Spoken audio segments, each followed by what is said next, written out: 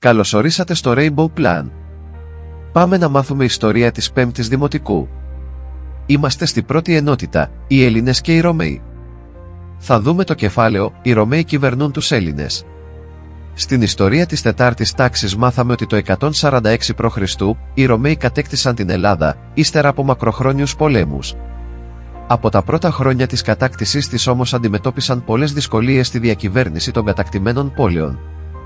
Γι' αυτό, στο πρώτο διάστημα κατοχής της χώρας, εφάρμοσαν ιδιαίτερα σκληρά μέτρα για τη διοίκησή της.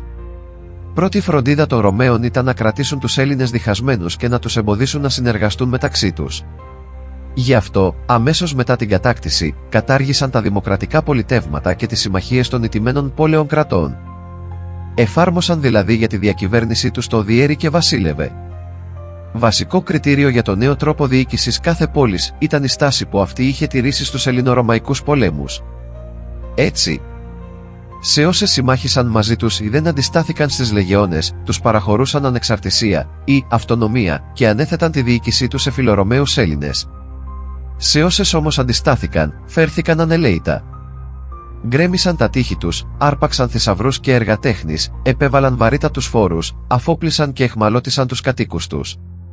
Στις πόλεις αυτές εγκατέστησαν μόνιμες ρωμαϊκές φρουρές και ανέθεσαν τη διοίκησή τους σε Ρωμαίους αξιωματούχους. Δυσάρεστες συνέπειες για τους Έλληνες όμως είχε και η διαρκής παρουσία ρωμαϊκού στρατού στον τόπο τους. Οι λεγεώνες στρέφονταν από τα προϊόντα της υπαίθρου και συχνά στρατολογούσαν τους κατοίκους της. Οι πληθυσμοί ένιωθαν ανασφαλείς και φοβισμένοι. Πολλοί εγκατέλειπαν τη γη τους και κατέφευγαν στις πόλεις. Και εκεί όμως τους περίμεναν η φτώχεια, η διαρκής παρουσία και η απειλή των κατακτητών. Όλα αυτά δημιούργησαν έντονη δυσαρέσκεια στους Έλληνες, οι οποίοι για πρώτη φορά βρέθηκαν υπόδουλοι σε έναν ξένο λαό. Γι' αυτό πολλές φορές ξεσηκώθηκαν κατά των κατακτητών.